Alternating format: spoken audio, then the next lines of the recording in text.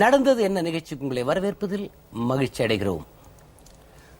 சமீபத்தில் நடந்த ஸ்ரீரங்கம் இடைத்தேர்தல், அதன் முடிவுகள் தமிழ்நாட்டு மக்களுக்கு சொல்லும் செய்தி என்ன? மக்களின் முதல்வர் அந்த தொகுதிக்கு செய்த சாதனைகளா, அல்லது 2016 சட்டமன்ற தேர்தலுக்கான முன்னோடியா? இது குறித்து பேசுவதற்காக நம்முடைய அவையில் அனைத்து இந்திய அண்ணா திராவிட முன்னேற்ற கழகத்தின் தலைமை கழக பேச்சாளர் ஆவடி குமார் அவர்கள், வணக்கம். வணக்கம். தமிழ் மாநில காங்கிரசின் முனவர் பாட்ஷா அவர்கள், வணக்கம். இந்திய தேசிய காங்கிரசின் மாநில பேச்சாளர் முருகையன் அவர்கள், வணக்கம். வணக்கம். ஸ்ரீரங்கம் சொல்லும் செய்தி என்ன? தமிழ்நாடு புரட்சி தலைவி அம்மா அவர்களின் பக்கம் இருக்கிறது மட்டுமல்லாமல் புரட்சி தலைவி அம்மா அவர்களை மட்டும் நம்பியிருக்கிறது என்பதுதான் இன்றைக்கு ஸ்ரீரங்கத்து மக்கள் தந்திருக்கின்ற செய்தி. இன்னும் சொல்ல போனால் புரட்சி தலைவி அம்மா அவர்கள் தெரிவித்ததைப் போல தமிழ்நாட்டில் எதிர்க்கட்சியே இல்லை என்ற நிலை இன்றைக்கு உறுதிப்படுத்தப்பட்டிருக்கிறது.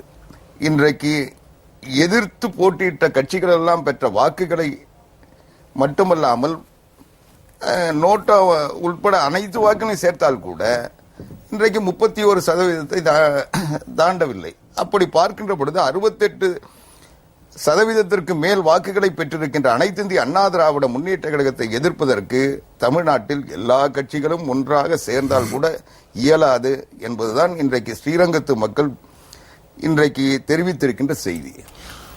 அதாவது சென்ற முறை சட்டமன்றத்தில் 31,848 வாக்குகள் வித்தியாசம், இப்பொழுது 96,516 வாக்குகள் வித்தியாசம்.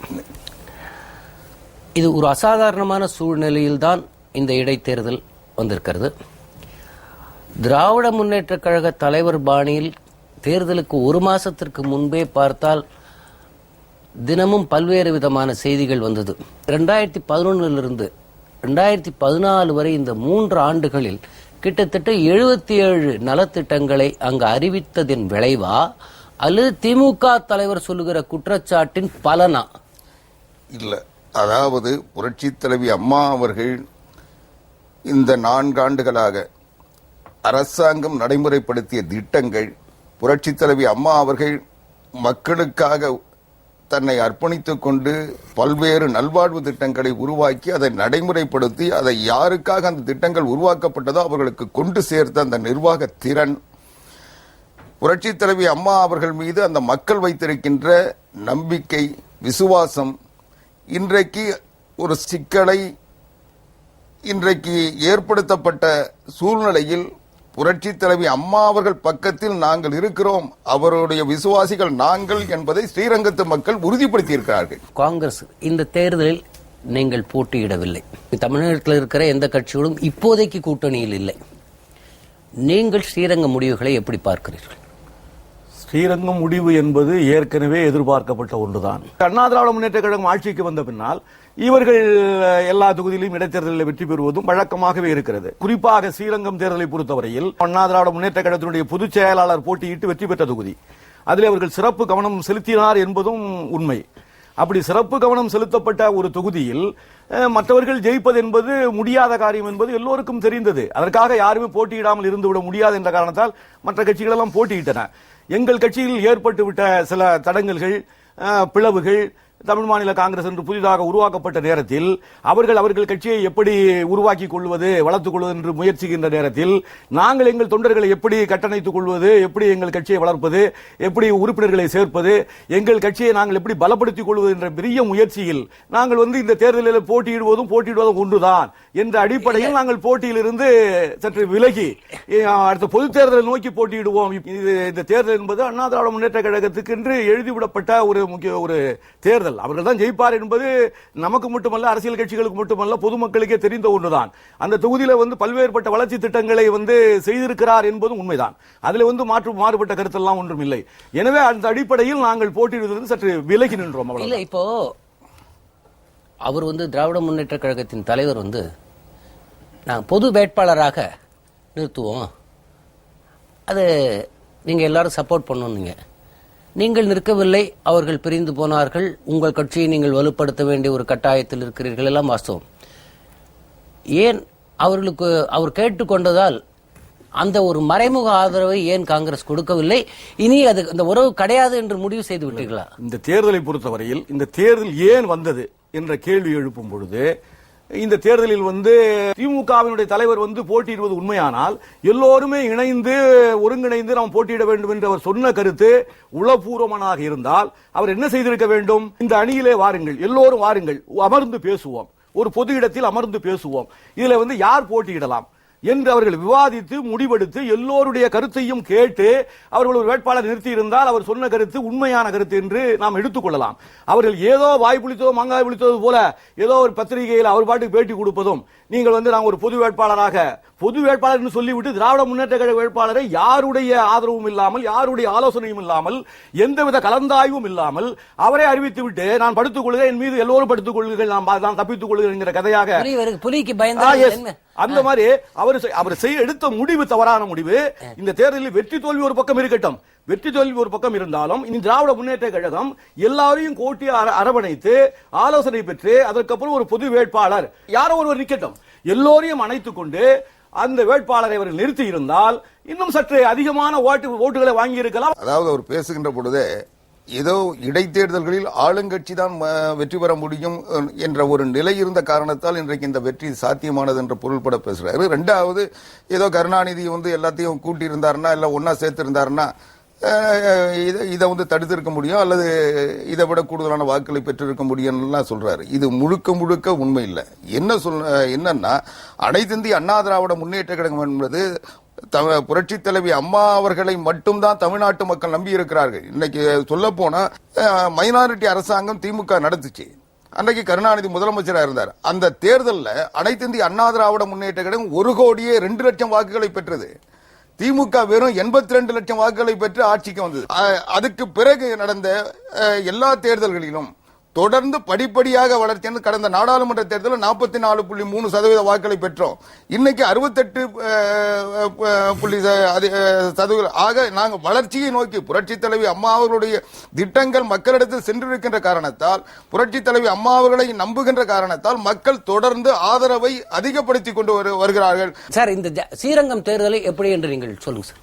ஸ்ரீரங்கம் இடைத்தேர்தலை பொறுத்தவரை நண்பர் முருகன் அவர்கள் சொல்லுகின்ற பொழுது, இதுவரை நடந்திருக்கின்ற இடைத்தேர்தல்களை பொறுத்தவரை ஆளுங்கட்சி தான் வெற்றி பெற்றிருக்கிறது. அவருடைய எழுதிய 14 பக்க கடிதத்தில் அழகான ஒரு வார்த்தையை போட்டிருக்கிறார். கீழ்மை நீதிமன்றத்தில் வழங்கப்பட்ட தீர்ப்பு இறுதியானதல்ல. அந்த தீர்ப்பின் மீது மேல்முறையீடு செய்யப்பட்டு அந்த வழக்கு நடைபெற்றுக் கொண்டிருக்கிறது. தற்போது நடைமுறையில் உள்ள தீர்ப்பு இறைவனின் திருவிளையாடல் தான். நமக்கு சோதனை அளித்துள்ள இறைவன் நம் நெஞ்சுரத்தை வலுப்படுத்தி இதே சாதனையாக மாற்றி விடுவார் என்பதில் உங்களைப் போல எனக்கும் அதிக நம்பிக்கை உண்டு என்று தன் வழக்கை மறைத்துவிட்டு சொல்லவும் இல்லை. அவருக்கு இருக்கிற ஆன்மீக சிந்தனையினால் அழுத்தமாக அந்த தொகுதியில் பங்கு வைத்திருக்கிறார். பல்வேறு நலத்திட்ட உதவிகளை அந்த தொகுதிக்காக வளர்ச்சிக்காக செய்திருக்கிறார். ஸ்ரீரங்கம் தொகுதி என்பது சட்டமன்ற உறுப்பினராகி முதலமைச்சர் ஆனதற்கு பின்னாலே பல வளர்ச்சி திட்டங்கள், இன்னும் சொல்ல போனால் அந்த மண்ணின் மைந்தராக அந்த மக்களால் நேசிக்கப்பட்டதனால் 3 மடங்கு அதிகமாக வாக்களித்து ஸ்ரீரங்கத்து மக்கள் வெளிப்படுத்தி இருக்கிறார்கள் என்பதுதான் என்னுடைய கருத்தாகும். சார், இது திராவிட முன்னேற்ற கழகம் இதில் பிரசாரம் செய்யும் போது என்ன சொன்னார்கள்? இது 2016க்கான முன்னோடி. இங்கே இந்த 14 பக்க கடிதத்தில் மக்களின் முதல்வர் என்ன சொல்லுகிறார்? 77 திட்டங்கள். இந்த 77 திட்டங்களில் எதையுமே திராவிட முன்னேற்ற கழகம் அதன் பிரச்சாரத்தின் போது மறுக்கவில்லை. 2011 2013 ஆண்டுகளுக்குள் இவர் செய்த விஷயம் சொல்கிறார். இது 2016க்கான முன்னோடி என்று நீங்கள் நினைக்கிறீர்களா? 2016 தேர்தலுக்கான முன்னோட்டம் என்பதில் எந்த மாற்று கருத்தும் இல்லை. நிச்சயமாக இதை விட அண்ணா திராவிட முன்னேற்ற கழகம் சொல்லல, திமுக தான் இது 2016. அது மட்டும் இல்ல, இந்த தேர்தல் முடிவு என்பது இன்றைக்கு அனைத்து இந்திய அண்ணா திராவிட முன்னேற்ற கழகத்திற்கு, அரசாங்கத்திற்கு, புரட்சி தலைவி அம்மா அவர்களுடைய தலைமைக்கு மக்கள் தருகின்ற தீர்ப்பு என்று சொன்னவர் ஸ்டாலின். பிரச்சாரத்தில் அதுதான் முன் வச்சாங்க. இந்த அரசாங்கத்தில் சட்டம் ஒழுங்கு இல்லை, இந்த அரசாங்கத்தில் மக்கள் அமைதியா வாழ முடியல, இந்த அரசாங்கம் எந்த திட்டத்தையும் அறிவிச்ச திட்டத்தையும் செயல்படுத்தல, இதுக்கெல்லாம் ஒரு தீர்ப்பு தாருங்கள் என்று தான் மக்களிடத்தில் கேட்டார்கள். ஆனால் மக்கள் அவர்களுடைய கோரிக்கையை புறக்கணித்து இன்றைக்கு புரட்சி தலைவி அம்மா அவர்கள் தான் எங்களுக்கு நம்பிக்கைக்குரியவர், எங்களை வாழ வைப்பவர், எங்களை வாழ வைக்கின்ற வல்லமை பெற்றவர் என்பதை அவர்கள் ஏற்றுக்கொண்டிருக்கிறார்கள். பலமுறை மக்களிடத்தில் நம்பிக்கையை பெற்று புரட்சி தலைவி அம்மா அவர்கள் தொடர்ந்து வெற்றியை பெற்று வருகிறார்கள். மக்கள் ஜனநாயக முறைப்படி புரட்சி தலைவி அம்மா அவர்களை மட்டும்தான் நம்பி கடந்த சட்டமன்ற தேர்தலில் வாக்களித்து அனைத்து இந்திய அண்ணா திராவிட முன்னேற்ற கழகத்தை ஆட்சியில் அமர்த்தினார்கள். இன்னும் சொல்ல போனால் கூட்டணியில் இருந்து போட்டியிட்ட அத்தனை பேரும் சொன்ன ஒரே ஒற்றை வாசகம், புரட்சி தலைவி அம்மா அவர்களை முதலமைச்சராக எங்களுக்கு வாக்களியுங்கள் என்று கேட்டார்கள். மக்கள் வாக்களித்தார்கள். ஸ்ரீரங்கத்து மக்கள் இன்றைக்கு இந்த தேர்தலின் வழியாக உணர்த்தி இருக்கிறார்கள். புரட்சி தலைவி அம்மா அவர்கள் தெளிவாக சொன்னார்கள், இன்றைக்கு போட்டியிடுவது வளர்மதியாக இருக்கலாம், ஆனால் நான் தான் போட்டியிடுகிறேன் என்று சொன்னார். வெற்றி பெற்றது புரட்சி தலைவி அம்மா அவர்கள் தான். தமிழகத்தை பொறுத்த வரைக்கும் மக்கள் அண்ணா திராவிட முன்னேற்ற கழகத்துக்கு தான் முன்னுரிமை கொடுக்கிறார். தற்போதைய நிலையில் அதுதான் உண்மை. தற்போதைய நிலையில் அதுதான் உண்மை.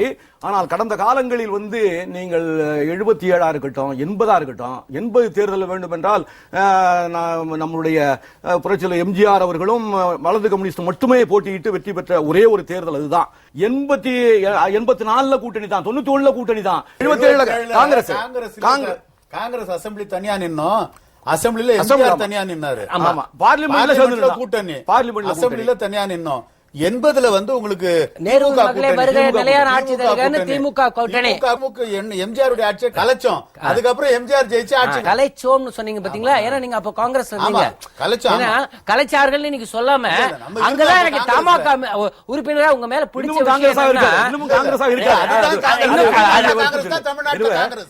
தமிழ் மாநில காங்கிரஸ் தான் தமிழ்நாட்டுல காங்கிரஸ்.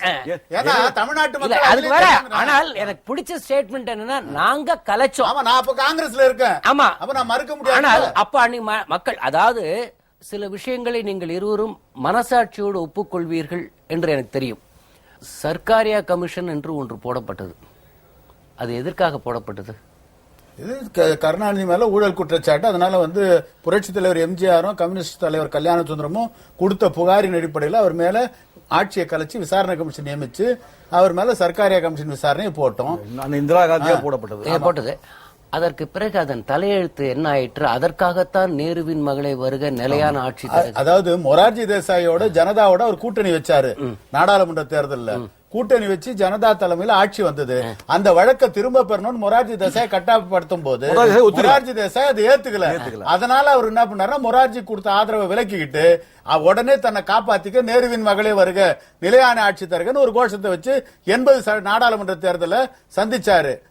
அதனால அதன் பலனை அவர் அனுபவிக்கணும். சர்க்காரியா கமிஷன் அவர் மேல இருந்த வழக்குகளை திரும்ப பெற வச்சார் அன்னை இந்திரா காந்தி நிர்பந்தப்பட்டார். அதாவது இந்த சர்க்காரியா கமிஷன் அமைப்பதற்கு முன்னாலே கருணாநிதி மீது 2 சிபிஐ வழக்குகள் இருந்தன.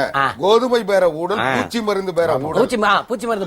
அந்த வழக்குகள் தான் சிபிஐ நீதிமன்றத்தில் நடைபெறுகின்ற பொழுது அந்த வழக்குகளை இருந்து தப்பிப்பதற்காகத்தான் கருணாநிதி ஜனதா கட்சி அமைச்சரவையில் அவருடைய மருமகனை அங்கம் வகிக்க வச்சாரு. அந்த நேரத்தில் அந்த வழக்கை திரும்ப பெற வேண்டும் என்று மொரார்ஜி தேசாயிட்ட கோரிக்கை வச்சாரு. அந்த கோரிக்கையில இன்னும் சொல்ல போனா அன்னைக்கு சட்ட அமைச்சர் சாந்தி பூஷன் அவர்தான் வழக்காடுறாரு. இவருடைய அந்த சிபிஐ வழக்கை திரும்ப பெற அந்த வழக்கை தடுக்கணும்னு வழக்காடுறாரு. வழக்காடின ஒரு சட்ட அமைச்சர் ஆயிட்ட உடனே இவருக்கு ரொம்ப சந்தோஷம். கருணாநிதி முரசொலி மரண கூட்டிட்டு போய் டெல்லியில அங்க உட்கார்ந்து சாந்தி பூஷன் கிட்ட, நீங்க தான் என் கேஸை நடத்துனீங்க, நீங்களே சட்ட அமைச்சர் ஆயிட்டீங்க, ரொம்ப சந்தோஷம், அதனால இந்த கேஸை திரும்ப பெற்றுங்க, பிரச்சனை முடிச்சிடலாம்னு சொல்றாரு. அப்போ சாந்தி பூஷன் என்ன சொல்றாரு, நான் ஒரு வழக்கறிஞர் என்ற முறையில் என்னுடைய கட்சிக்காரருக்காக நான் வாதாடினேன். ஆனால் அந்த வழக்கினுடைய தன்மைகளை பார்க்கின்ற பொழுது இது அரசியல் காரணங்களுக்காக போடப்பட்ட வழக்கு இல்லை, இது உண்மையின் அடிப்படையில் போடப்பட்ட வழக்கு. நான் இன்றைக்கு சட்ட அமைச்சர், இந்த நாட்டினுடைய சட்டங்களை மதிக்க வேண்டியவன். எனவே உங்கள் மீது இருக்கின்ற வழக்கு உண்மையான வழக்கு. இந்த உண்மையான வழக்கை நீங்க நீதிமன்றத்தில் நிரூபிக்க வேண்டுமே தவிர கொள்ளைப்புற வழியாக இதை திரும்ப பெற முடியாது என்று அவர் சொன்னதற்கு பிறகு மொரார்ஜி தேசாய் கிட்ட மறுபடியும் போய் ஒரு முறையிடுறாரு. மொரார்ஜி தேசாய் சட்ட அமைச்சர் என்ன சொன்னார், அதுதான் நான் இதில் தலையிட முடியாது என்று சொல்றாரு. அதுக்கு பிறகு அன்றைக்கு ஜனதா கட்சி உருவாக்குவதற்கு காரணமாக இருந்தவர் ஜெயபிரகாஷ் நாராயண். ஜெயபிரகாஷ் நாராயணன் போய் மருத்துவமனையில் சிகிச்சை பெற்று வருகின்ற பொழுது அன்றைக்கு கருணாநிதியும் முரசொலி மாறனும் போய் அவர்கிட்ட இந்த பிரச்சனையை சொல்லி இதுக்கு கருணை காட்டுங்கள் கேட்கிறாரு. கருணை காட்டுங்கள் கேட்ட உடனே அவர் ஜெயபிரகாஷ் நாராயணன் சொல்றாரு, உடனடியாக ஒரு கடிதம் எடுத்து மொரார்ஜிக்கு ஒரு பரிந்துரை கடிதம் தராரு. அந்த கடிதத்தை கொண்டு போய் மொரார்ஜி தேசாய் கிட்ட கொடுத்த உடனே யார் சொன்னாலும் சட்டப்படிதான் இது நடக்கும் சொன்னதுக்கு பிறகு அதுக்கு பிறகுதான் ஜனதா கட்சியை வந்து நாங்க தான் உருவாக்கணும். அந்த ஜனதா கட்சி எங்களுக்கு துரோகம் இழைத்து விட்டது. பிரகாஷ் சிங் பாதல் மீது இருந்த வழக்கை திரும்ப பெற்றுக்கொண்டு அவர் முதலமைச்சர் ஆகுவதற்கு வழிவகுத்திருக்கிறார்கள். பரோடா டைனமிக் வழக்கில் இருந்த ஜார்ஜ் பெர்னாண்டஸ் மீது இருந்த வழக்கை திரும்ப பெற்றுக்கொண்டு அவரை அமைச்சராக்கி இருக்கிறார்கள். ஆனால் பாதலுக்கு ஒரு நீதி, இந்த பாவி கருணாநிதிக்கு ஒரு நீதியா என்று சொல்லி அந்த கூட்டிலிருந்து வெளியே வந்தவர் கருணாநிதி. இல்ல அதுக்கு நிறைய உதாரணங்கள் இருக்கு.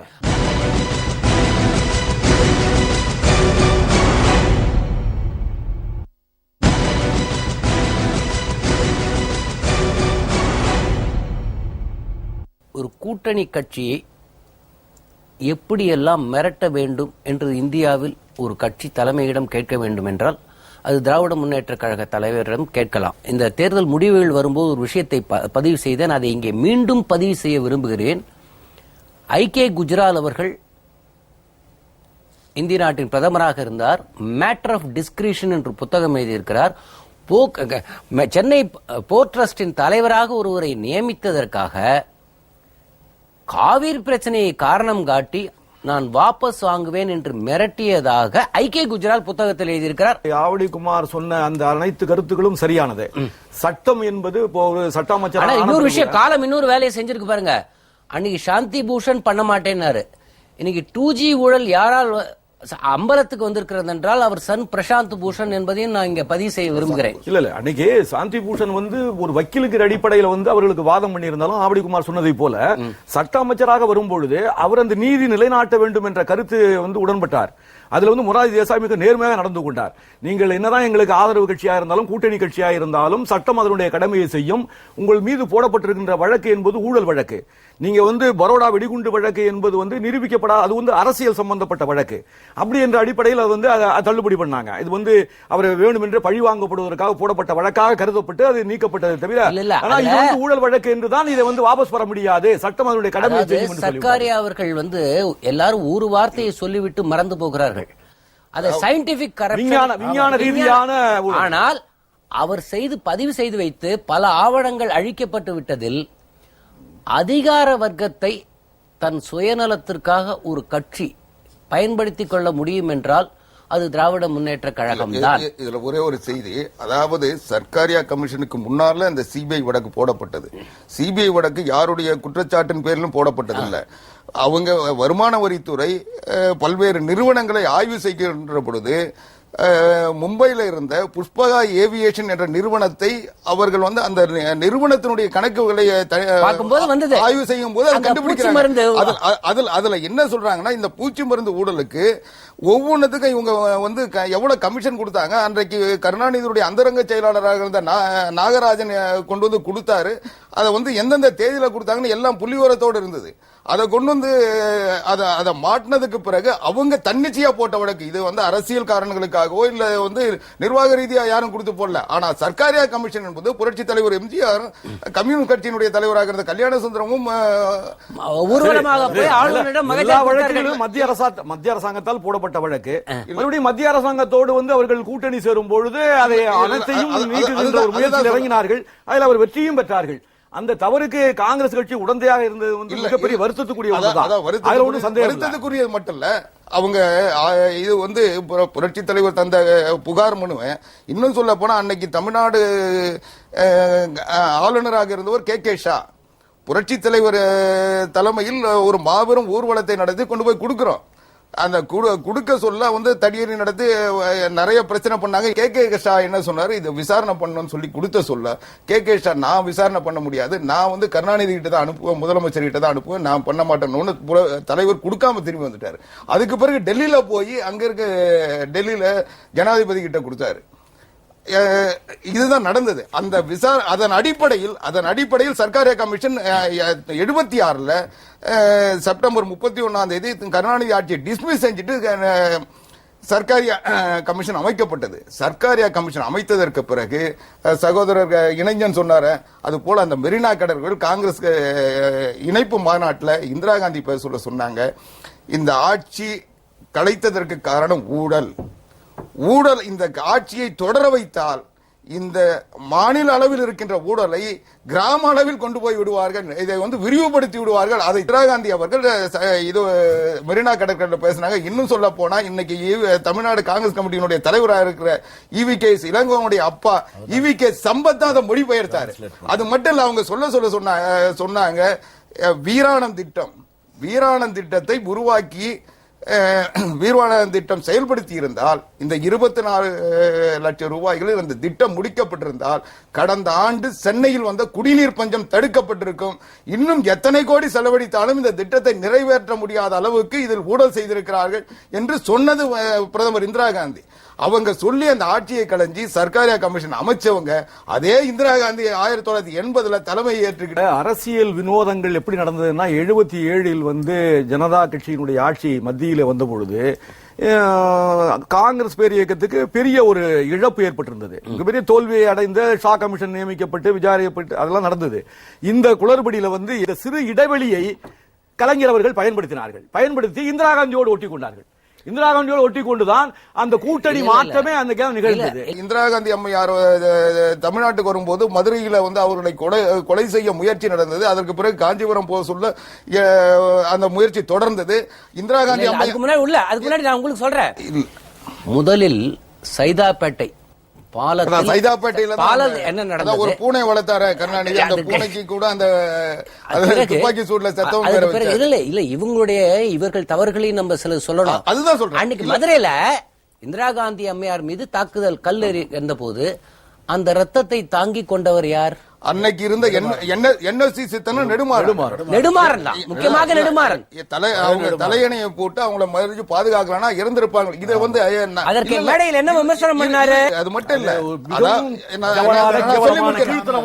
அதுக்கு பிறகு இந்திரா காந்தி அம்மையார் நீதிமன்றத்தில் அப்டேவிட் ஃபைல் பண்ணாங்க.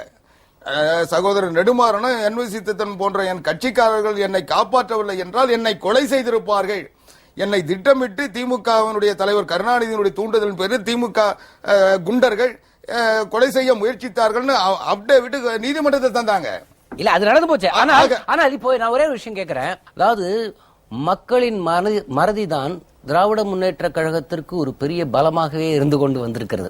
அதனால சர்க்காரியா கமிஷனுடைய வழக்குக்கு அப்புறமும் ஒரு 3 முறை தமிழகத்தினுடைய முதலமைச்சரா வர முடிந்தது. இல்ல இப்ப நான் அவங்களுடைய பெண்மையை கொச்சைப்படுத்துகின்ற வகையில் அவங்க ரத்தத்தை களங்கப்படுத்தி அவர்கள் வெள்ளைச்சேரியில் பட்டாங்க. நீங்க சொன்ன அவர சரித்திரத்தையும் மறந்து விட்டு திருப்பி திராவிட முன்னேற்ற கழகத்தை கூட்டு வைத்ததும் காங்கிரஸ் தான். அது அந்த கேவலம் நடந்தது. இல்ல ரைட்டு. அதாவது நீங்கள் உண்மையில் காங்கிரஸோடு கவலைப்படுகிறீர்கள். நான் ஸ்ரீரங்கத்தில் நீங்கள் போட்டியிடாத காரணம் ஒன்று, இனியும் திராவிட முன்னேற்ற கழகத்தோடு நாம் இணைந்து தமிழகத்தில் பவனி வர முடியாது என்பது ஒன்று. அதைவிட தமிழ்நாட்டில் அவர் அடிக்கடி சொல்லுகிறார் தமிழ்நாட்டில் காங்கிரஸ் என்றாலே தமிழ் மாநில காங்கிரஸ் என்று.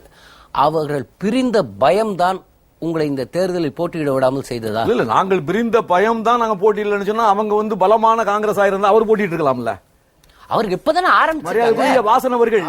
அந்த அவரை நாங்க என்னுடைய இதெல்லாம் இந்த தேர்தலில் போட்டியிடாத கட்சிகள் என்று பார்த்தால் மிகப்பெரிய பட்டியல் இருக்கிறது. பாட்டாளி மக்கள் கட்சி, நம்மளுடைய மறுமலர்ச்சி திராவிட முன்னேற்ற கழகம், தமாக, காங்கிரஸ், கம்யூனிஸ்ட் மட்டும் தான் போட்டியிட்டது. வேற மற்ற எல்லா கட்சியும் போட்டியிடல. ஆனால் நான் என் மனதில் இருந்த எண்ணம் என்னவென்றால், இந்த தேர்தல் நடந்து கொண்டிருக்கும் பொழுதே எங்களுடைய கூட்டத்தில் நம்முடைய நல்ல கண்ணவர்களும் மற்றவர்களும் பேசினார்கள். அதுபோன்று தமாக ஒரு கூட்டத்திலும் போய் வாசன் கூட எல்லாரும் பேசினார்கள். இதையெல்லாம் நான் மனதில் வைத்து என்ன நினைச்சிருந்தேன்னா, கம்யூனிஸ்ட் கட்சிக்கு இது ஒரு பெரிய லக்கு.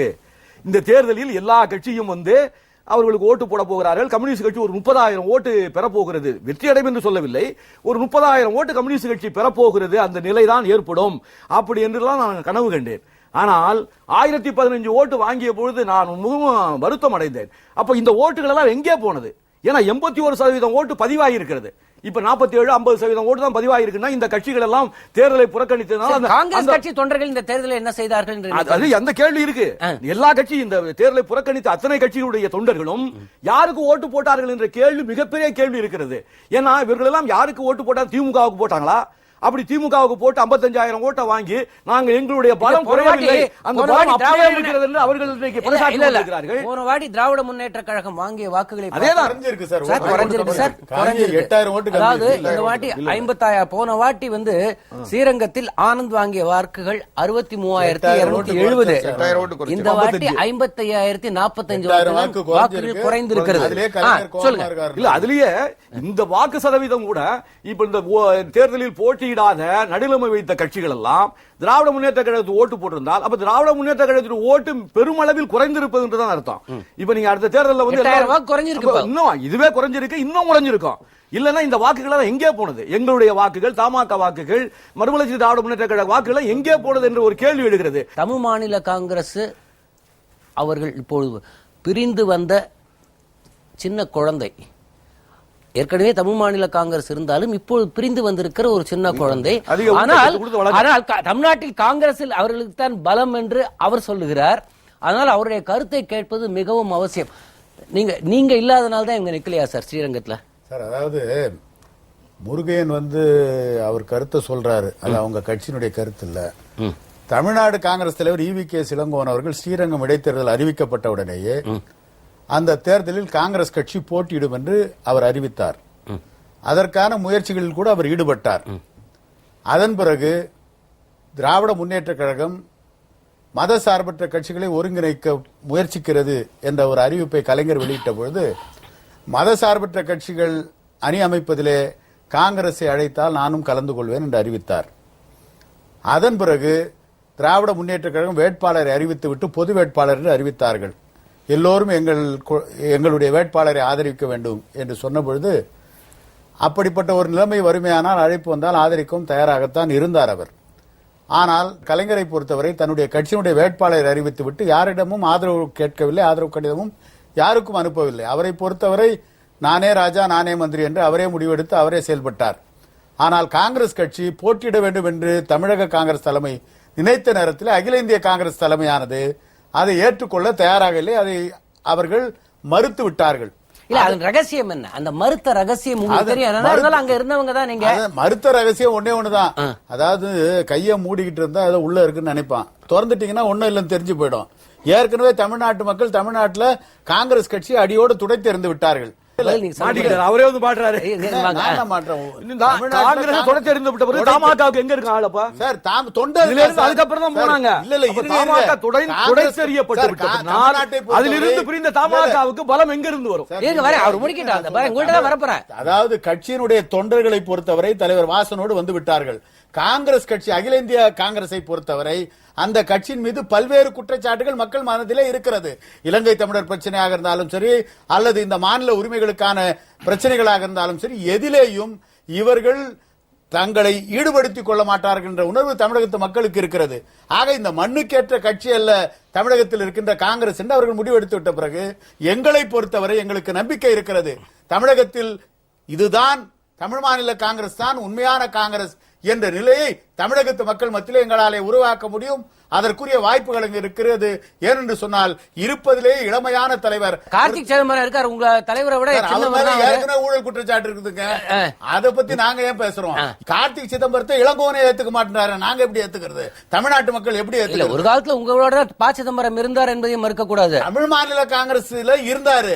ஆனா தமிழ் மாநில காங்கிரஸ்ல இருந்த பொழுது கூட 2001ஆம் ஆண்டு சட்டமன்ற தேர்தல் தமிழ் மாநில காங்கிரஸ்ல இருந்து வெளியேறி காங்கிரஸ் ஜனநாயக பேரவை என்ற ஒரு அமைப்பை உருவாக்கி பாரதிய ஜனதாவோடு திமுக கூட்டிருந்த பொழுது கூட அவர்களிடம் சில இடங்களை பெற்று தேர்தல் களத்தை சந்தித்தவர் தான் சிதம்பரம் அவர்கள். ஆனால் இங்க உங்கள்ட்ட ஒரு கேட்கணும். ஒரு பெரிய காங்கிரஸ்ல இருந்தவர்கள்ட்ட ஒரு விஷயத்தை சொல்றாங்க. அதாவது காங்கிரஸ் ஒர்க்கிங் கமிட்டி உறுப்பினராக இல்லாமலேயே காங்கிரஸில் நிதியமைச்சராகவும் உள்துறை அமைச்சராகவும் இருந்த ஒரே ஒருவர் ப. சிதம்பரம் என்று சொல்கிறார்களே, அது உண்மையா? இல்ல, அவருடைய நிரந்தர உறுப்பினராக தலைமை செயற்குழுவில் நிரந்தர உறுப்பினராக ப. சிதம்பரம் அவர்கள் இருக்கிறார்கள். அவர் தேர்ந்தெடுக்கப்பட்ட உறுப்பினரா இல்லையா என்பது ஜனநாயக பேரவை என்று அவர் ஆரம்பித்த பிறகு அவரை கடுமையாக எதிர்த்து காங்கிரஸ் ஒர்க்கிங் கமிட்டியில் அவரை இன்னும் சேர்க்காமல் வைத்துக் கொண்டிருப்பதற்கான பல ஆதாரங்கள் சொல்கிறார். கட்சி அவர் இன்னும் சொல்ல போனால் கட்சி இன்னும் கலைக்காமலே அங்க இருந்து மந்திரி ஆனார் என்றாரே, அது உண்மை. அவர் அவருக்கு சீட்டு கொடுக்கப்படும் போது கூட ஜனநாயக பேரவை என்பது கலைக்கப்படவில்லை. சீட்டு கொடுக்கப்பட்ட பிறகு தேர்தல் நின்று வெற்றி பெற்ற பின்னால் தான் ஜனநாயக பேரவை என்பது கலைக்கப்பட்டது. கலைக்கப்பட்ட பிறகு அவர் காங்கிரஸோட ஐக்கியமாகி மந்திரி ஆனார். ஸ்ரீரங்கம் ஒரு ஆன்மீக பூமி. அண்ட் குறிப்பாக அந்த ஸ்தல புராணத்தை நீங்கள் படித்தீர்களேயானால் ரங்கன் மட்டும்தான் அத்தனை ஜாதி மத வேறுபாடு இல்லாமல் அத்தனை மக்களையும் உள்ளடக்கி கொண்ட ஒரு கடவுள் என்று ரங்கநாதரை சொல்வார்கள். 22 ஏக்கர் நிலம் இருந்தாலும் அத்தனை தீர்த்தங்கள் இருக்கிறது, அத்தனை லோகங்கள் இருக்கிறது என்ற நம்பிக்கையோடு ஏற்கனவே இங்கே பல ஆட்சிகள் வந்தது, பல பேர் அங்கே இருந்திருக்கிறார்கள். ஆனால் அங்கே உள்ளே ஆலயத்தை சுற்றி வர ஒரு பேட்டரி ஆபரேட்டட் கார் சொந்த செலவிலும் எந்த நேரம் போனாலும் சாப்பாடு என்பதும் நீங்கள் ஏற்றுக்கொள்கிறீர்களா இல்லையா? இல்ல, நீங்க அங்கே உள்ள மக்களுடைய தனி மனிதனுடைய மன நிறைவு என்பதெல்லாம் இருக்கலாம், நான் இல்லைன்னு சொல்லல சார். 10 மாதத்தில் 100 கோடி ரூபாய் செலவில் நிச்சயமாக மற்ற தொகுதிகளை ஒப்பிடும் பொழுது ஸ்ரீரங்கத்தில் மிகப்பெரிய வளர்ச்சி திட்டங்கள் கொண்டு வரப்பட்டன. அதெல்லாம் நான் அறிந்த ஒன்றுதான். அதுல மாறுபட்ட கருத்து இல்லை. அதனால்தான் நீங்க சொன்னது போல ரங்கனை வழிபடுகின்ற பக்தர்கள் கூட்டம் நிறைந்த அந்த பகுதியில் கூட இன்றைக்கு சாமி கும்பிடுவர்கள் எல்லாம் பிஜேபியை தான் ஆதரிப்பார்கள் என்று நினைத்து 3வது பெரிய கட்சியாக தமிழகத்தில் உருவெடுத்து விட்டது என்று பாரதிய ஜனதா கட்சி சொல்லி அங்கே தேர்தலில் நின்று மிகப்பெரிய பிரச்சாரத்தை செய்த பின்னாலும் கூட அங்கே 4 கட்சிகள் கூட்டணியாக என்டிஏ என்ற கூட்டணி அங்கே நின்றும் கூட அவர்கள் வெறும் 5000 ஓட்டுகளை மட்டும் தான் வாங்க முடிந்தது. அப்படி பார்த்தால் அங்கே இந்த கட்சிக்கு ஒரு கொஞ்சம் ஓட்டை பிரிச்சுட்டு எல்லாத்தையும் பார்த்தோம்னா பாரதிய ஜனதா கட்சிக்கு அங்கே ஒரு 1000 பேர் தான் ஓட்டு போட்டிருக்காங்கன்னு கூட கணிக்கலாம். இல்ல 2 காரணம் குமார்.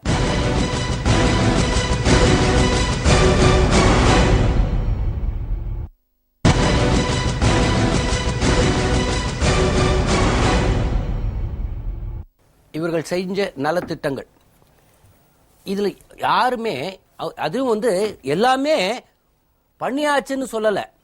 குறிப்பாக ஒரு 4வது திட்டம் ஒன்று சொல்கிறார்கள். 43 கோடி ரூபாய் மதிப்பீட்டில் திருவானைக்கோயில் அருகே உள்ள பழமையான மற்றும் குறுகலான ரயில்வே பாலம் 380A பதில் 4 வழிச்சாலை மேம்பாலம் கட்டும் பணி நடைபெற்று வருகிறது. கட்டி முடிச்சாச்சுன்னு சொல்லல, அந்த ப்ராசஸ் இஸ் கோயிங் ஆன். அதை சரி இப்ப நடைபெற்று வருகிறதுன்னு அங்க போய் பார்த்துட்டு இந்த 43 கோடி ரூபாய் திட்டம்லாம் ஒண்ணும் நடக்கல அப்படின்னு எந்த எதிர்கட்சியுமே சொல்லவில்லை. இல்ல, சொல்றதுக்கு வாய்ப்பு இல்லை. என்னன்னா அது ஆரம்பிக்கப்பட்டது மிக குறுகிய காலத்துல, பாத்தீங்கன்னா ஒரு ஆண்டுக்குள்ளதான். ஆனா இன்னைக்கு 90% பணிகள் முடிஞ்சிருக்கு. நீங்க யார் வேணா அதை பார்க்க முடிகிற நிலையில தான் இருக்கு. இது அந்த பாலம் என்பது அந்த பகுதி மக்களுக்கு அத்தியாவசியமான ஒன்று. பல ஆண்டுகளாக அவர்களுடைய கோரிக்கை, அவருடைய தேவை, அதை இன்றைக்கு நிறைவேற்றப்பட்டிருக்கிறது. அதனால்தான் அவங்க அந்த மக்கள் அந்த பலனை அனுபவிக்கின்ற காரணத்தால், அது உணர்ந்திருக்கின்ற காரணத்தால் அதை ஏற்றுக்கொள்கிறார்கள். எது உண்மையோ அதை மட்டுமே புரட்சி தலைவி அம்மா அவர்கள் தன்னுடைய அறிக்கையில் தெரிவித்திருக்கின்ற காரணத்தால் அது மக்கள் அவர்களோடு இருக்கிறார்கள். அதைத்தான் இன்றைக்கு மக்கள் அதை தெரிவித்திருக்கிறார்கள். 2வது நீங்க சொன்னீங்க, இன்றைக்கு வைணவ தலங்களில் முதன்மையான இடம் பெற்றது ஸ்ரீரங்கம். இன்னும் சொல்ல போனால் பூலோக வைகுண்டம் கூட சொல்லுவாங்க. திருப்பதியில தான் காலையிலிருந்து மாலை வரைக்கும் போனா வயிறார சாப்பிட்டு நிவாசில தங்கி போய் தரிசனம் பார்த்துட்டு வர முடியும் என்ற ஒரு நிலை இருந்தது. ஆனால் அந்த நிலையை வைணவ தலங்களின் முதன்மையான தலமாக இருந்த ஸ்ரீரங்கத்திற்கு இன்றைக்கு கொண்டு வந்தவர் புரட்சி தலைவி அம்மா. அம்மா வந்ததுக்கு பிறகுதான் இன்னைக்கு நீங்க போன நேரத்தில் ஒரு வசதியான அந்த யாத்ரா நிவாசில போய் தங்க முடியும். காலையிலிருந்து மாலை வரை நினைச்ச நேரத்தில் போய் சாப்பிட முடியும். நினைச்ச நேரத்தில் போய் வயதானவர்களுக்கு அந்த பேட்டரி கார் மூலமாக போய் தரிசனம் பார்க்க முடியும். எந்தவித தடையும் இல்லாமல் அவர்களுடைய மத கடமைகளை நிறைவேற்ற முடியும் என்ற நிலையை புரட்சி தலைவி அம்மா அவர்கள் உருவாக்கினார்கள். யார் யார் எந்த மதத்தை பின்பற்றுகிறார்களோ அந்த மத கடமைகளை அவர்கள் செய்ய வேண்டும் என்பதிலே எந்த தடையும் இருக்கக்கூடாது என்பதுதான் புரட்சி தலைவி அம்மா அவர்களுடைய நோக்கம். அதே நேரத்தில் மற்ற மதத்தை பின்பற்றுபவர்களுக்கும் அவர்களுக்கு அந்த உரிமை இருக்கிறது என்பதை புரட்சி தலைவி அம்மா அவர்கள் இல்ல. இந்த இடத்தில் நம்ம ஸ்ரீரங்கத்தை பற்றி அதனுடைய ஆணியத்தரமான விஷயங்கள் இருந்தாலும் கூட இதில் நான் 2 விதமாக பார்க்கிறேன். ஒன்று அவருடைய சாதனை, இன்னொன்று ஒரு செஃபாலஜிஸ்ட் என்கிற பார்வையிலும் ஒரு தேர்தல் வரலாறுகளை கடந்த காலத்தில் பார்த்தேன் என்ற பார்வையிலும் நான் ஸ்ரீரங்கத்தில் ஒன்று இவர்கள் செய்த சாதனை, இன்னொன்று திராவிட முன்னேற்ற கழகத்தின் மீது இருக்கிற கோபம் ஸ்ரீரங்கத்துக்கு மக்களுக்கு இன்னும் போகவில்லை என்று நினைக்கிறேன். நீங்க என்ன நினைக்கிறீங்க சார்? ஒன்னும் இதுல மாறுபட்ட கருத்தே கிடையாது. அங்கே திராவிட முன்னேற்ற கழகத்திற்கு என்று பெரிய செல்வாக்கு எதுவும் கிடையாது. திராவிட முன்னேற்ற கழகத்திற்கு எதிரான எண்ண ஓட்டம் உள்ளவர்கள் தான் அந்த தொகுதியில். திராவிட முன்னேற்ற கழகம் தொடர்ந்து நீங்க பாத்தீங்கன்னா, இவர் முதல்ல குளித்தலையில் வெற்றி பெற்றிருக்கலாம் திமுக தலைவர். ஆனால் 77 அனைத்து இந்திய அண்ணா திராவிட முன்னேற்ற கழகம் துவங்கிய பிறகு அதிமுக வந்திருக்கு. 7 முறை வெற்றி பெற்றிருக்கிறது. 14 தேர்தல்கள் அங்க நடைபெற்றிருக்கின்றன. 14 சட்டமன்ற தேர்தல்கள், 7 சட்டமன்ற தேர்தல்களை அனைத்து இந்திய அண்ணா. அப்படியானால் நான் கேட்கிற ஒரே கேள்வி, ஏன் திராவிட முன்னேற்ற கழகம் ஸ்ரீரங்கத்தை புறக்கணித்தது காரணம்? ஒரு காலத்தில் அவர் பேசுவார், ஸ்ரீரங்கநாதனை பீரங்கி வைத்து பிளக்கும் நாள் என்னாலோ என்று. அதற்காக தான் ஸ்ரீரங்கத்தை அவர் கண்டுக்கலையா? பொறுத்த வரைக்கும் அவரு அந்த கோயிலை பத்தி அவர் பேசினது எல்லாமே அந்த மக்களால் திராவிட முன்னேற்ற கழகத்தை ஏற்றுக்கொள்ள முடியாத அளவுக்கு ஆயிடுச்சு. ரெண்டாவது அவரை பொறுத்த வரைக்கும் அவருக்கு ஆலயங்களை முன்னேற்றப்படுத்தணும் அல்லது பக்தர்களுக்கான வசதிகளை உருவாக்கி தரணும், அந்த அக்கறைலாம் அவருக்கு கிடையாது. எதுல எப்படி சம்பாதிக்க முடியும்ன்றதை பத்தி சிந்திக்கக்கூடியவர் தான் கலைஞர் அவர்கள். அதனால அவர் ஆலயங்களை பத்தி பெரிய அக்கறை எடுத்துக்கல. என்ன பொறுத்த வரைக்கும் அம்மா அவங்க இத்தனை திட்டங்கள் உருவாக்கி அந்த தொகுதி வளர்க்கப்பட்டிருக்கிறது. அந்த அடிப்படையில தான் ஸ்ரீரங்கத்து மக்கள் அவருக்காக வாக்களித்திருக்கிறார்கள். சார், ஸ்ரீரங்கம் பாத்தீங்கன்னா திராவிட முன்னேற்ற கழகத்திற்கு வேற எந்த கட்சியும் மறைமுகமாக கூட ஆதரவு தெரிவிக்கவில்லை. பாரதிய ஜனதா கட்சி வேட்பாளருக்கு என்ன வாக்கு வாங்கினார் என்று தெரியும். அவர் அந்த மாநில தலைவர் போய் தேமுதிக தலைவரிடம் வாக்கு கேட்டார்.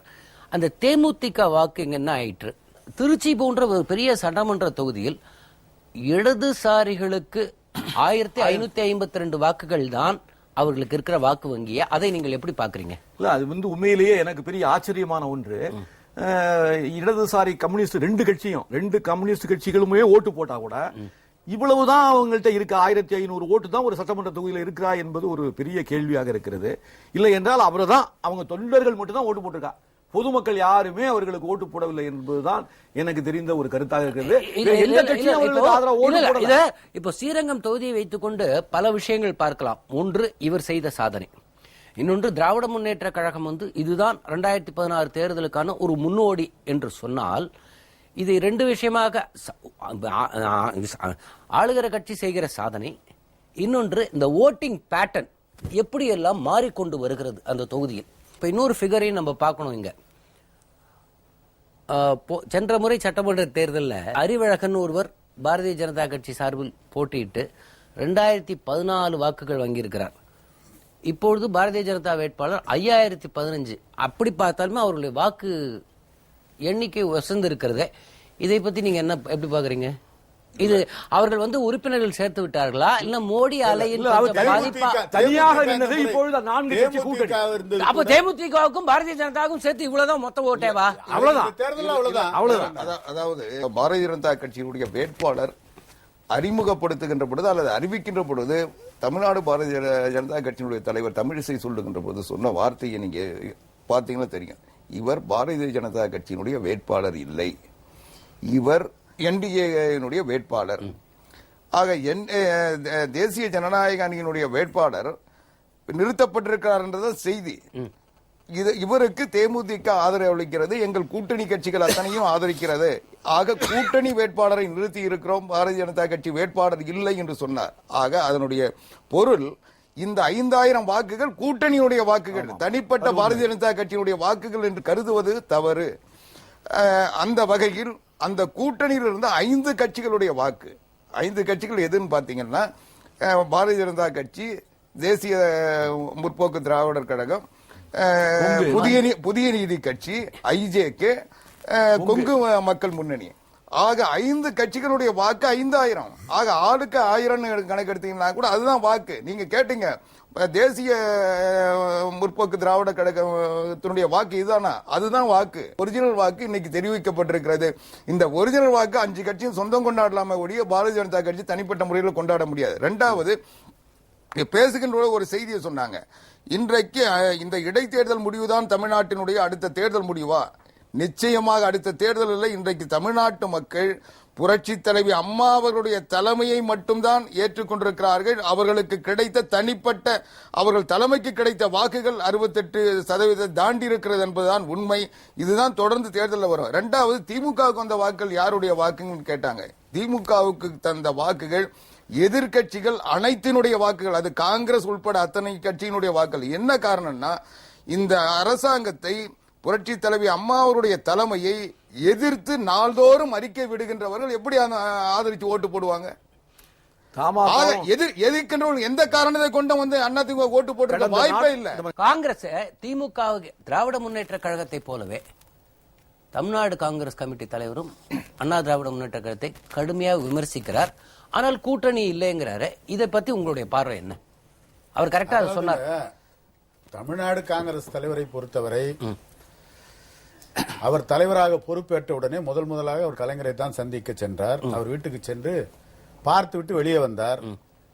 உடனே பத்திரிகையாளர் கேட்டபோது சொன்னார், வயதிலே மூத்தவர் என்ற முறையில் அவரை பார்க்க வந்திருக்கிறேன், முடிந்தால் நல்ல கண்ணுவை பார்ப்பேன், சங்கரேவாவை பார்ப்பேன் என்றெல்லாம் சொன்னார். ஆனால் அவருடைய ஆசை என்பது திராவிட முன்னேற்ற கழகத்தோடு எப்படியாவது நெருங்கி செல்ல வேண்டும் என்ற விருப்பம் அவருக்கு இருக்கிறது. ஆனால் அகில இந்திய காங்கிரஸ் தலைமையை பொறுத்தவரை அந்த நிலைப்பாட்டிலே அவர்கள் உறுதியாக இல்லை. ஏனென்று சொன்னால், அவர்கள் யாரோடு கூட்டு சேர வேண்டும் என்று சொன்னால், தமிழ்நாட்டை பொறுத்தவரை காங்கிரஸ் கட்சியோடு கூட்டு சேருவதற்கு எந்த கட்சியும் தயாராக இல்லாத சூழ்நிலை. கலைஞர் கூட இவர் தேடி போனாலும் கலைஞர் தன்னுடைய இவருடைய ஆதரவை, காங்கிரஸ் கட்சியின் ஆதரவை கேட்க அவர் தயாராக இல்லை. இந்த சூழ்நிலை தான் தமிழ்நாடு காங்கிரஸ் தலைவர் தேவையில்லாமல் அகில இந்திய காங்கிரசினுடைய அனுமதியோடு செய்கிறாரா அல்லது அகில இந்திய காங்கிரஸ் அனுமதி இல்லாமல் செய்கிறாரா என்று தெரியாது. தமிழகத்திலே அதிமுக ஆட்சியை விமர்சிக்கின்ற காரியத்தை தொடர்ந்து செய்து வழக்கமாக இங்கே தமிழ்நாட்டில் காங்கிரஸ் தலைவர்களாக வரும்பொழுது யார் வந்தாலும், உங்கள் ஜி.கே. வாசன் உட்பட நான் சொல்றேன், காலையில் 6 மணிக்கு கோபாலபுரத்திலிருந்து ஒரு போன் வரும். இப்ப இந்த மாதிரி ஒரு அறிக்கை கொடு அப்படின்னாக்கா, தமிழ்நாட்டில் கடந்த ஒரு 10-12 ஆண்டுகளாக காங்கிரஸ் கட்சி தலைவராக இருப்பவர்கள் பேருக்குத்தான் காங்கிரஸ் கட்சி தலைவர்களே தவிர உத்தரவுகள்லாம் கோபாலபுரத்திலிருந்து வரும், அதன்படிதான் நடக்கும் என்று சொல்லுவது உண்மையா இல்லையா? நடந்துக்கிறாரா? எனக்கு அதை பத்தி தெரியாது. வாசன் பொறுத்தவரை கலைஞரே சந்திக்காமல் பல மாதங்களாக இருந்திருக்கிறார். அவர் அதாவது நிதியமைச்சரா இருந்த சிதம்பரம் டெல்லியில இருந்து வருவார், நேரா கலைஞர் வீட்டுக்கு போவாரு. ஆனா வாசன் தலைவர் சந்திக்கவே இல்லை. தமிழ்நாடு காங்கிரஸ் தலைவர் இருந்த போதும் கலைஞர் ஏற்றுக்கொள்ள முடியாது. ஏற்கனவே ஒரு தடவை கலைஞரை பத்தி கடுமையான விமர்சனம் செய்யப்பட்டு ஆல் இந்தியா காங்கிரஸ் கூப்பிட்டு, ஏன்பா அவர் வயதானவர், அவரை போய் ஏன் இப்படி எல்லாம் விமர்சனம் பண்றேன்னு சொல்லி கண்டித்த ஒரு நிலையெல்லாம் இருந்தது. அதனால இளங்கோவனை பொறுத்தவரையில் எல்லோரையுமே திராவிட கட்சிகள் கட்சி படுக்க போன சொன்னதெல்லாம் நடந்தது உண்மை. அதாவது ஒட்டுமொத்த திராவிட கட்சிகளை பத்தி விமர்சிக்கின்ற ஒரு குணம் இளங்கோவனிடம் இருக்கிறது உண்மை. அது எங்களுடைய நிலைப்பாடு. அதுதான் நீங்கள் பின்னால் யாரு கூட்டணி யாரோட நாம் கடைசி கட்டத்துக்கு வந்திருக்கோம். 2 விஷயம் எனக்கு சொல்ல வேண்டும். முடிவுக்கு வந்து விட்டோம். ஸ்ரீரங்கம் முடிவுகள் இந்த இடைத்தேர்தல் மூலமாக கற்றுக் கொடுத்த பாடம் என்ன? இதில் எல்லா கட்சிகளும் வாங்கி இருக்கிற வாக்குகள், அது காட்டுகிற போக்கு 2016 எப்படி இருக்கும்? ஏனென்றால் இது 2016 முன்னோடி என்று திராவிட முன்னேற்ற கழகம் சொல்லிவிட்டதால் இந்த இடைத்தேர்தல் எல்லா வகையிலும் கற்றுக் கொடுத்த பாடம் என்ன சொல்லுங்க. சகோதரர் முனைவர் பாட்ஷா சொல்ல ஒரு செய்தியை சொன்னாரு, கருணாநிதி யார்கிட்ட ஆதரவு கேட்கலன்னு.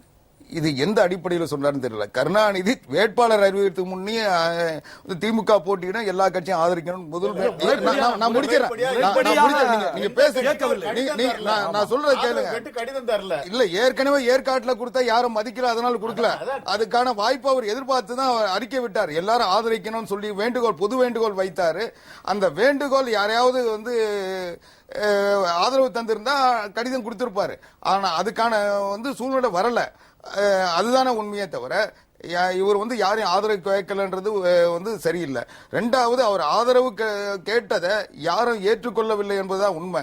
மக்களின் முதல்வராக இருந்து அந்த தொகுதிக்கு தான் செய்த ஒரு 14 பக்க கடிதத்தை மறுக்க முடியாத அளவுக்கு ஒரு 77 ஆதாரங்களை, என்ன நடந்திருக்கிறது என்று சொன்ன ஆதாரங்களை வைத்து காட்டி தான் நிற்க முடியாத சூழ்நிலையில் ஒரு பகிரங்கமாக மக்களோடு நேரடியாக பேசுகிற ஒரு கடிதத்தை எழுதிவிட்டு இன்று நன்றாக பார்க்க வேண்டும், இப்பொழுது எல்லாமே தனியார் மயம் ஆக்க வேண்டும் என்று சொல்லிக் கொண்டிருக்கிற நாட்களில் இந்த அரசு கலைக்கல்லூரிகளை துவங்குகிறது, பொறியியல் கல்லூரியை துவங்குகிறது, பாலிடெக்னிக் துவங்குகிறது, சட்ட கல்லூரி, நேஷனல் லா காலேஜ் கொண்டு வரும்.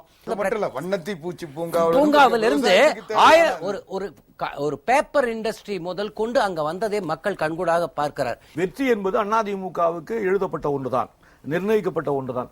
நீங்க எப்படி அதை பாக்குறீங்க சார் ஸ்டாலினுடைய ஸ்டேட்மெண்ட்? இந்த இடைத்தேர்தலை பொறுத்தவரை 96,000 வாக்குகள் வித்தியாசம் என்பது இடைத்தேர்தலில் ஆளுங்கட்சி பெறுகின்ற ஒரு வித்தியாசம் தான். தமிழ்நாட்டு மக்கள் அந்த தெளிவுக்கு வந்துட்டாங்கன்றதுதான் கடந்த கால வரலாறா இருக்கு. சார் நீங்க சொல்லுங்க சார். அதாவது புரட்சி தலைவி அம்மா அவர்களுக்கு ஏற்பட்டிருக்கின்ற பாதிப்பு தமிழ்நாட்டில் இருக்கின்ற ஒவ்வொரு வாக்காளரும் தனக்கு தந்த பாதிப்பாகவும் கருதுகிறார்கள். அதனுடைய வெளிப்பாடுதான் அந்த போட்டியிடுகின்ற வேட்பாளர் புரட்சி தலைவி அம்மா என்ற உணர்வோடு அங்கே வாக்களித்திருக்கிறார்கள். இன்றைக்கு எதிர்க்கட்சிகள் தொடர்ந்து இன்றைக்கு புரட்சி தலைவி அம்மா அவர்களை விமர்சிப்பதாக எண்ணிக்கொண்டு இந்த அரசாங்கத்தை விமர்சித்துக் கொண்டிருக்கிறார்கள். இந்த அரசாங்கத்தை விமர்சிப்பதன் நோக்கம் இன்றைக்கு தமிழ்நாட்டில் எதிர்க்கட்சி இல்லை, எதிர்க்கட்சி இல்லாத நிலையை பயன்படுத்துவதற்கு பலர் முயற்சித்துக் கொண்டிருக்கிறார்கள், பலர் கட்சிகள் முயற்சித்துக் கொண்டிருக்கின்றன. அந்த இடத்தை நிரப்ப வேண்டும் என்றால் அது புரட்சி தலைவி அம்மா அவர்கள் நினைத்தால்தான் முடியும். ஆக ஆளுங்கட்சியை மட்டுமல்ல எதிர்க்கட்சியும் உருவாக்குகின்ற இடத்தில் புரட்சி தலைவி அம்மா அவர்கள் தான் இருக்கிறார்கள். அதாவது ஒரு இந்திய தேர்தல் வரலாற்றை பார்க்கும்போது யாரும் எங்கேயும் நிரந்தர கூட்டணிகள் இல்லை. திராவிட முன்னேற்ற கழகத்தை எந்த கொள்கையிலும் இல்லாத ஊதாரிகள் என்று பெரியார் சொன்னார். கண்ணீர் துளி என்று சொல்லி காங்கிரஸை ஆதரித்த காலமும் உண்டு. கம்யூனிஸ்டுகளை வேரோடும் வேரடி மண்ணோடும் அறுக்க வேண்டும் என்பதுதான் காங்கிரசின் கொள்கையாக இருந்திருக்கிறது. பிறகு காங்கிரசுக்கு கம்யூனிஸ்டுகள் ஆதரவு கொடுத்தவும் உண்டு. ஜனசங்கம் என்று பூர்வீகத்தை கொண்ட பாரதிய ஜனதா கட்சியோடு காவி வேஷ்டியில் கூட எங்களுக்கு என்ன வேலை என்று கேட்ட திராவிட முன்னேற்ற கழகம் 5 ஆண்டு கூட்டணி வைத்ததும் உண்டு. தேர்தலில் அரசியல் கட்சிகள் வியூகங்கள் காலத்திற்கேற்ப நிலைமைக்கு ஏற்ப மாறும். ஆனால் அவர் சொல்ல வந்தது யாருக்கு பலம் இருப்பதே. இந்த ஸ்ரீரங்கம் இடைத்தேர்தல் இனி வரப்போகிற நாட்களில் எந்த விதமான பாடங்களை கற்றுக் கொடுக்கும்? அங்கே சட்டமன்ற உறுப்பினராக இருப்பவர் எந்தவித சாதனையை செய்தால் அந்த மக்களின் அபிமானத்தை பெற முடியும்? அது யார் வேண்டுமானாலும் இருக்கலாம். மேலும் மக்களின் அபிமானத்தையும் அந்த தொகுதியின் ஆன்மீக பூமி என்பதை புரிந்து கொண்ட ஒரு வேட்பாளர் இருக்கிறாரா இல்லையா என்று பல விஷயங்களையும் மனதில் கொண்டு இந்த முடிவை ஸ்ரீரங்கம் மக்கள் அளித்திருக்கிறார்கள். வரப்போகும் நாட்கள் என்ன நடக்கப் போகிறது என்று நாம் பார்க்கத்தான் போகிறோம். இதை குறித்து நேயர்களுக்கு விளக்க வேண்டும் என்பதற்காக உங்கள் மூவரையும் அழைத்தோம். உங்கள் நேரத்தை எங்களோடு பகிர்ந்து கொண்டதற்காக மூவருக்கும் வணக்கம். நேயர்களே, இந்த வாரம் நடந்தது என்ற நிகழ்ச்சியில் ஸ்ரீரங்கம் தொகுதி நமக்கு என்ன விதமான பாடங்களை சொல்லிக் கொடுத்தது என்பதை தெரிந்து கொள்வதற்காக மூவரை அழைத்து விவாதித்தோம். இன்னும் ஆழமாக அந்த தொகுதி மக்கள் எப்படி எல்லாம் பார்த்திருக்கிறார்கள், வழிகாட்டுகிறதா இந்த தேர்தல் முடிவுகள் என்பதையெல்லாம் தொடர்ந்து அடுத்த சனிக்கிழமையும் நடந்தது என்ன நிகழ்ச்சியில் நாம் பேசப் போகிறோம். அதுவரையில் உங்களிடம் விடைபெறுகிறோம். நன்றி, வணக்கம்.